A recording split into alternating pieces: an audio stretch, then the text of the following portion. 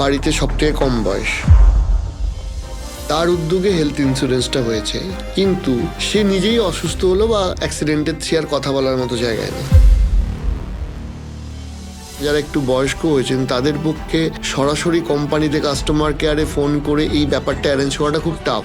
Smartphone ছাড়াই অন্যান্য যে নর্মাল ফোনই ইউজ করেন তাদের পক্ষে সম্ভব নয় আপনার ওই অ্যাপ ঘেটে আপনার হেলথ ইন্স্যুরারকে ফোন করবে বা টোল ফ্রিতে ফোন করবে, এটা তাদের পক্ষে সম্ভব নয়। সেই জন্য আপনার এমন একজন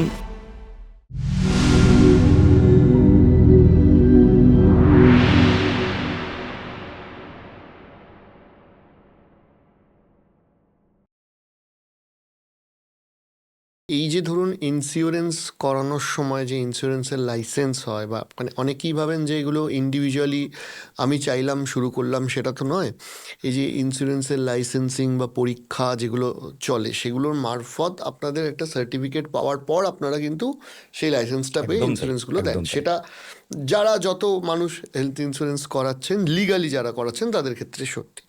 আমি সেটাও জিজ্ঞেস করছি যে ধরুন এই যে একটা ট্রেনিং পাওয়ার পর আপনারা ইন্স্যুরেন্স করাচ্ছেন, আপনারা মানে কোন কোন দিকগুলোতে ফার্স্টে এই ফোকাসগুলো রাখেন যে একটা হেলথ ইন্স্যুরেন্স যদি মানুষ আমার থেকে করে, যেটার কন্টিনিউশনে আমি আপনাকে প্রশ্নটা করলাম যে এই যেমন ডাক্তারবাবুর কাছে যাওয়ার পর আমাকে ইনফর্ম করা থেকে শুরু করে কোন কোন দিকগুলোতে খুব বেশি জোর দেন যে একটা মানুষকে হেলথ ইন্স্যুরেন্স তো সেল আমি করে দিলাম, তারপর আমি পরিষেবার জন্য এইগুলোকে কন্টিনিউ করব।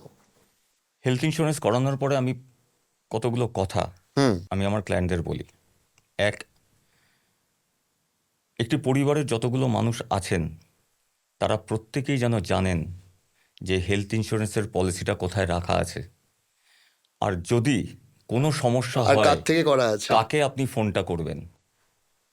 দেখুন, আপনার অন্যান্য সেভিংসের সাথে হেলথ ইন্স্যুরেন্সের যে বেসিক ডিফারেন্সটা হচ্ছে, অন্যান্য সেভিংসের যে ইমিডিয়েট খুঁজে না পেলেও সেটা পরবর্তীতে খুঁজে পেয়ে সেগুলো ক্লেম করা যেতে পারে, কিন্তু হেলথ ইন্স্যুরেন্স এমন একটা সাবজেক্ট যেটা আপনাকে ইমিডিয়েটলি সার্ভিস তার থেকে নিতে হবে।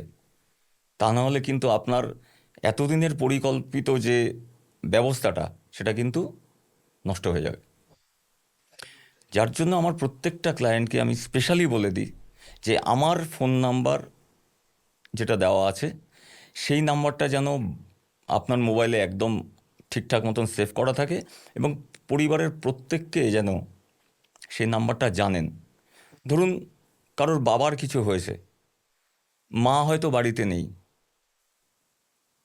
বাচ্চাটি অন্তত যেন ফোন করে বলতে পারে, বা বাচ্চা হোক বা কিশোর হোক বা তরুণী হোক বা তরুণ হোক, বলতে পারে যে বাবার এই প্রবলেমটা হয়েছে, বা কৌশিকবাবু আপনি একটু বলুন আমাকে এখন কি করতে হবে। আমি সেই সেই জায়গায় না থেকেও আমি অন্তত তাকে এটুকু তো গাইড করতে পারবো যে কি সমস্যা হয়েছে বলো, এই সমস্যা হয়েছে, ইমিডিয়েটলি ডাক্তারবাবু তোমাকে কি বলেছে, ডাক্তারবাবু আমাকে এই কথাটা বলেছেন, হসপিটালে তাহলে তুমি হসপিটালে নিয়ে যাও, আর বাকি যা যা ডকুমেন্ট লাগার আমি তোমাকে অনলাইনে পাঠিয়ে দিচ্ছি বা হোয়াটসঅ্যাপে পাঠিয়ে দিচ্ছি, তুমি এটা গিয়ে সাবমিট করো, ক্যাশলেস বেনিফিটটা তোমার হয়ে যাবে। এটা যদি না করি আমি, তাহলে কি হবে, সেই যিনি যার হয়েছেন তিনি তো ধরুন কথা বলার মতন পরিস্থিতিতে নেই, তাহলে এই যে পরিষেবাটা উনি কার থেকে নেবেন যদি তার পরিবারের অন্যান্য কেউ না জানেন।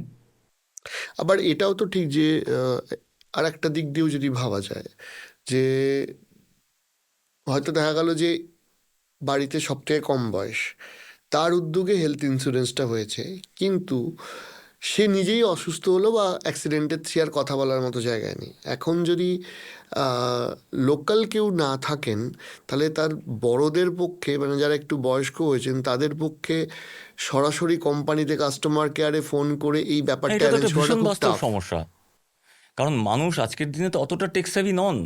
প্রত্যেকে একটু, যারা আমাদের বাড়ির যারা বয়োজ্যেষ্ঠ বয়স্ক মানুষরা, রয়েছেন। তারা কিন্তু আজও ধরুন স্মার্টফোন ছাড়াই অন্যান্য যে নর্মাল ফোনই ইউজ করেন। তাদের পক্ষে সম্ভব নয় আপনার ওই অ্যাপ ঘেটে বা আপনার ফোনটাকে লক খুলে হুম। আপনার হেলথ ইন্স্যুরারকে ফোন করবে বা টোল ফ্রিতে ফোন করবে বা কোন নাম্বারে ফোন করবে, এটা তাদের পক্ষে সম্ভব নয়। সেই জন্য আপনার এমন একজন অ্যাডভাইজার দরকার যাকে আপনি চাইলেই অন্তত একটা ফোন কলে তাকে আপনি অ্যাড্রেস জাস্ট আ করতে কল পারেন। অ্যাওয়ে, যেই ব্যাপারটা। He or she will be just a phone call away. Hmm. তো তো এই জায়গাটা কিন্তু আপনাকে বুঝতে হবে। অ্যাপ নির্ভরতা কিছু কিছু ক্ষেত্রে হয়তো ভালো, আপনি ট্যাক্সি বুকিং মানে আপনি ক্যাব বুক যে করছেন। কোনো ক্ষেত্রে, হ্যাঁ, হ্যাঁ। ক্যাব বুক করছেন কি আপনি বাইক বুক করছেন, সেটা ঠিক আছে। কিন্তু হেলথ ইন্স্যুরেন্স বা এই ধরনের ফাইন্যান্সিয়াল ম্যাটারে আপনি এমন একটা জিনিসের উপর নির্ভর করছেন যাকে আপনি চেনেন না, জানেন না, যার কোনো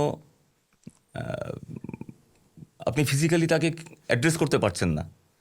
এটা কিন্তু একটা ভীষণ সমস্যা, যার জন্য আমি দেখছি গত ধরুন 2-1 বছরে যারা ধরুন রাজ্যের বাইরেও যে সকল ক্লায়েন্টরা আমরা আছেন, তারা কিন্তু তাদের মধ্যে বেশ কিছু ক্লায়েন্ট যারা ধরুন তাদের মিউচুয়াল ফান্ডটা আমার কাছে করা আছে বা লাইফ ইন্স্যুরেন্সটা আমার কাছে করা আছে, হেলথ ইন্স্যুরেন্সটা তিনি কোনো অ্যাপ থেকে করে নিয়েছিলেন, হয়তো সময় পাননি আমার সাথে যোগাযোগ করার বা কিছু, কিন্তু তারাই আবার আমাকে ফোন করে বলছেন যে না কৌশিকবাবু, আমি তো এটা নিয়েছিলাম, আমি চাইছি না এদের সাথে এখন থাকতে, কারণ আমি দেখতে পাচ্ছি আমার পাশের এক বন্ধুর এই সমস্যা হয়েছিল, সে কিন্তু কোনো রকমভাবে আচ্ছা, এইখানে আমি হেল্প একটা পায়নি। জিনিস জিজ্ঞেস করছি যে ধরুন কারোর কাছে হেলথ ইন্স্যুরেন্স আছে অন্য কোম্পানিতে বা অন্য কোনোভাবে সে করেছে, সে কতটা সহজে একজন লোকাল যিনি ফাইন্যান্সিয়াল অ্যাডভাইজার আছেন বা ইন্স্যুরেন্স অ্যাডভাইজার আছেন তার কাছে আসতে পারেন, মানে পোর্টিংটা এখন কতটা সহজ? এখন পোর্টিংটা অনেকটাই ইজি হয়ে গেছে, বিকজ হতেই পারে যে আমি কোনো সার্ভিস পাচ্ছি না আমার এখন কারেন্ট অ্যাডভাইজারের থেকে, আমি বেটার সার্ভিসের জন্য, বিকজ এটা পুরোটা একটা সার্ভিস ইন্ডাস্ট্রি, আমি যদি সার্ভিস নাই পেলাম তাহলে আমার তার কাছে থেকে লাভ কি? হেল্পটা তো আমি পাচ্ছি না। প্রয়োজনের সময়। হ্যাঁ, তো তখন এত বছরের যে আমার পলিসিটা আছে সেটাই কন্টিনিউয়েশন বেনিফিট পুরোটাই পাবে পোর্টিং এর ক্ষেত্রে। পোর্টিং এর ক্ষেত্রে, যে আমি যে আবার নতুন কারোর কাছে যাচ্ছি। মানে আমি একটা এক্স কোম্পানিতে ছিলাম, সেখান থেকে আমি যদি ওয়াই কোম্পানিতেও আসি, আমার আগের যে এই যে বিভিন্ন রোগের ক্ষেত্রে যে লক ইন পিরিয়ডগুলো থাকে, হ্যাঁ, waiting period, ওয়েটিং হ্যাঁ, sorry, পিরিয়ড waiting থাকে, period গুলো 2-3 যেগুলো বছরের থাকে, যে হ্যাঁ, ওয়েটিং পিরিয়ডটা থাকে সেটা আমাকে আর সার্ভ করতে থাকছে না। হচ্ছে যদি না। পোর্টিং হয় তো কোন কোন শর্তে পোর্ট হয়? পোর্টিং সব ক্ষেত্রেই হবে, যদি না, হ্যাঁ, এখন কিছু কিছু অনলাইনের থেকে যেমন করানো যায় না, সাপোজ আপনি অনলাইনে পলিসি নিয়েছেন, সেখান থেকে করাতে গেলে কিন্তু প্রবলেম হয়। হুম। এ বিষয়ে আমি আরেকটা আপনাকে পোর্টের ব্যাপারে আরেকটা ছোট্ট ইনপুট দিই, আপনার দর্শকদের সুবিধা হবে বুঝতে। যে দেখুন, পোর্টেবিলিটি কন্টিনিউশন তো হবেই, হুম। বাট আপনার প্রেজেন্ট হেলথ স্ট্যাটাস, চেক করা হবে। মনে করুন আপনি 5 বছর আগে একটা পলিসি করিয়েছিলেন হুম। এক্স কোম্পানিতে, তখন আপনার সুগার ছিল না, প্রেশার ছিল না, কোলেস্টেরল ছিল না, কিচ্ছু ছিল না, বাট কোনো ধরুন গলব্লাডার স্টোন অপারেশন হয়নি বা কিডনিতে স্টোন হয়েছিল, সেটার একটা অপারেশন তখন হয়েছিল না, কিন্তু গত 5 বছরের মধ্যে আপনার এই জিনিসগুলো শরীরে দেখা দিয়েছে, এই উপসর্গগুলো, হাইপার টেনশনের একটু ওষুধ খাওয়া শুরু করেছেন, কি কোলেস্টেরল একটা সামান্য ওষুধ নিচ্ছেন, অথবা ডায়াবেটিসের জন্য ডাক্তারবাবু বলেছেন যে এই ওষুধটা আপনি আপাতত চালু করুন। হুম। এই যে প্রেজেন্ট হেলথ স্ট্যাটাস, এটা কিন্তু আপনাকে নতুন কোম্পানিতে পলিসি পোর্ট করার সময় ডিক্লারেশন কিন্তু দিতে হবে। এটা যদি আপনি না দেন, তাহলে কিন্তু নতুন যে কোম্পানি আপনাকে এক্স কোম্পানি থেকে পোর্ট করে নিয়ে এলো, কন্টিনিউশন বেনিফিট দিল, সেক্ষেত্রে কিন্তু সমস্যা হতে পারে নন ক্লেমের ক্ষেত্রে। ডিসক্লোজার অফ ফ্যাক্টসে পড়ে যাবে না সেগুলো? সেটা নন ডিসক্লোজার অফ ফ্যাক্টের আন্ডারে পড়ে গিয়ে কিন্তু তারা ডিনাইল করতে পারে ক্লেম। যার জন্য আমরা ভীষণভাবে সজাগ থাকি। যখনই প্রচুর মানুষ আসেন আমার কাছে, আমার অফিসে আসেন, যে যারা ঠিকঠাক মতো হয়তো সার্ভিস পাচ্ছেন না, বা যিনি হয়তো হেলথ ইন্স্যুরেন্স তাকে করিয়েছেন, তিনি হয়তো ইন্ডাস্ট্রিতে এখন আর নেই, তিনি বেরিয়ে গেছেন, তারা সমস্যায় পড়ে যখন যে কৌশিকবাবু আমি তো এটা করেছিলাম, সেটা তো আমি ঠিকঠাক মতন বা ক্লেম পাননি ঠিক মতন।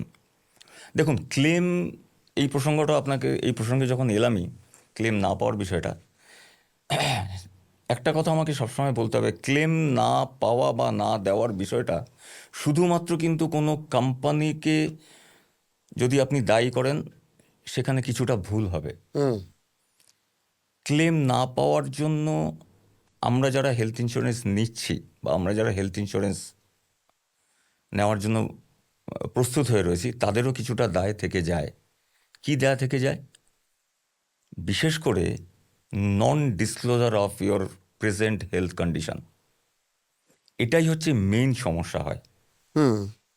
অনেকেই মনে করেন, ও আমি তো একটা ছোট্ট ডায়াবেটিসের ওষুধ খাই, প্রয়োজন নেই এটা বোধহয় বলার। আমি তো একটা হাইপার টেনশনের ওষুধ খাই, কখনো খাই না, ডাক্তারবাবু বলেছেন তাই খাই, আমার না তো কোনো অনেকের তো সমস্যা এই নেই। ভয়টাও কাজ অনেকে করতে বলে পারে। ঘুমের ওষুধ খাচ্ছি, তো শুধু তো ঘুম হয় না, ঘুমের ওষুধটা আমি খাচ্ছি। বলছি এই ভয়টাও তো কাজ করতে পারে যে আমি যদি এই মানে আমি বলছি একজন কাস্টমারের দিক থেকে, যে আমি যদি এটা ডিসক্লোজ করে দিই তাহলে হয়তো আমার ওয়েটিং পিরিয়ড অনেক বেশি পড়বে, বা আমার যে ইয়ারলি যে চার্জ, যে প্রিমিয়াম, সেটা অনেক বেশি পড়বে, বা হয়তো আমাকে নেবে না মেডিক্লেমে, সেটাও তো কাজ করতে পারে মাথায়।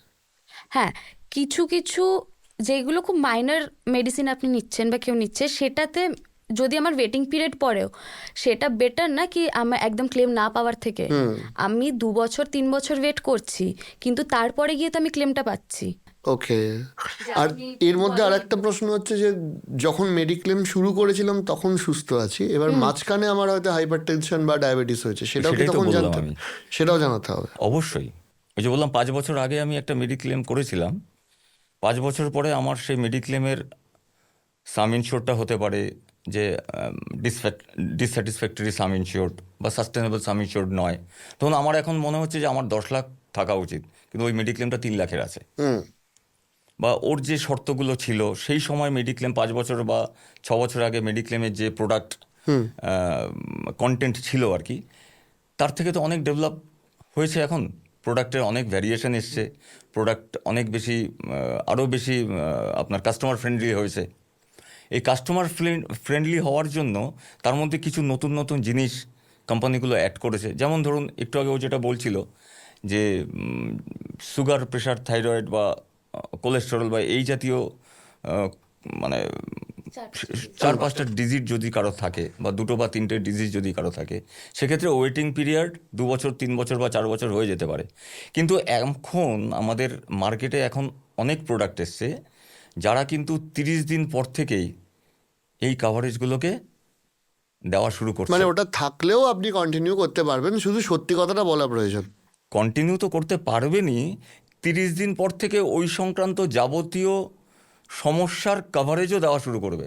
ইনকেস কেউ যদি নতুন পলিসি নিচ্ছে, থাইরয়েড, সুগার, প্রেশার এগুলো আছে, তো তখনও 30 ডেজ পর থেকে কভারেজ পাওয়া যায়। হেলথ ইন্স্যুরেন্সের ক্ষেত্রে অ্যাড অন কি কি থাকে? অ্যাড অন যেমন কিছু কিছু ইয়েতে নন মেডিকেল আইটেমসটা কভার থাকে না, যেমন সিরিঞ্জ, গজ, পিপি সেইগুলো কি মানে অ্যাড অন করেও তো অনেক সময় প্যাকেজে নেওয়া যায়? হ্যাঁ, ওগুলো অ্যাড অন প্যাকেজেই থাকে। মোস্টলি ইনবিল্ট থাকে না, কিছু কিছু কিছু ইনবিল্ট থাকে, মোস্টলি ইনবিল্ট থাকে না। সেটার জন্য কিছুটা এক্সট্রা প্রিমিয়াম দিয়ে ওগুলোকে অ্যাড অন করাতে হয়। অ্যাড অন করা যায়, সেটা খুবই সামান্য, সেটা খুবই খুবই, সামান্য। হ্যাঁ, ভীষণই সামান্য। তা আপনি কি একজন অ্যাডভাইজার হিসাবে উইথ অ্যাড অনটা রেকমেন্ড করেন না উইদাউট অ্যাড অনটা রেকমেন্ড? একদম উইথ অ্যাড অন আমরা রেকমেন্ড করি, কিন্তু আচ্ছা। তার কারণটা হচ্ছে এটা আমি বলি আপনাকে। দেখুন, আজকাল যখন কেউ একটা মানুষ অসুস্থ হচ্ছেন, ইন হসপিটাল যে নন মেডিকেল আইটেমগুলো ইউজ হচ্ছে সেটাকেও কিন্তু আমরা ফিজিক্যালি কিন্তু সেটাকে আমরা কেউ ভেরিফাই করতে পারছি না। হসপিটালরা তাদের প্রয়োজন, অবশ্যই পেশেন্টের প্রয়োজন অনুযায়ী এবং কিছু ক্ষেত্রে ইচ্ছা মতো, বা কিছু ক্ষেত্রে হয়তো ইচ্ছা মতোই তারা নিজেদের মতন করে সেই বিলগুলো বানাচ্ছে, ইউজ করছে কি করছে না সেটা গ্যারেন্টি দেওয়া সম্ভব গ্যারান্টি না, দেওয়া সম্ভব না সম্ভব না। বাইরের কারোর পক্ষে, বা হসপিটালও সেই ডিসক্লোজার আপনাকে দেবে না। সে একটা গজের আপনার বান্ডিল ইউজ করেছিল, না 2টো পিপিই কিট ইউজ করেছিল, কি আপনার টয়লেটারিজ কী কী দিয়েছিল, এটা তো সম্ভব না কারোর পক্ষে জানা। তো আজকাল আমাদের নতুন প্রোডাক্ট যেগুলো এসছে তাতে কিন্তু এই জিনিসগুলো অলমোস্ট সবটাই কভারেজের আওতায় নিয়ে আসতে পারছি আমরা। এবং আমরা আমার ক্লায়েন্টকে সবসময় বলি এই কভারেজটা নিয়েই যেন মেডিক্লেমটা করা হয়, এবং সেটা ভীষণই মাইনর একটা অ্যামাউন্ট। ধরুন যদি 10 লাখ টাকার কারোর সাম ইনশিওর্ড হয়, আমি 10 লাখ বলেই বলছি বুঝতে সুবিধা হওয়ার জন্য, তার যা টোটাল প্রিমিয়াম আসছে, আমি যদি ওটাকে নন মেডিকেল আইটেমটাকে আমি বাদ দিয়ে দিই, হয়তো 700-800 টাকা বছরে কম হবে। মাত্র 700-800 টাকা বা 1000 টাকায় আমি যদি ধরে নিই, আপনি দিয়ে যদি আপনি পুরোটা কভারেজের আওতায় চলে আসতে পারেন, কারণ একটা যে কোনো ক্লেমের 10-15% কিন্তু নন মেডিকেল আইটেমের জন্য আপনাকে আলাদা করে দিতে হয়। আর সেটা অনেকটা ডিপেন্ড করে আপনি কোন রুমে আছেন।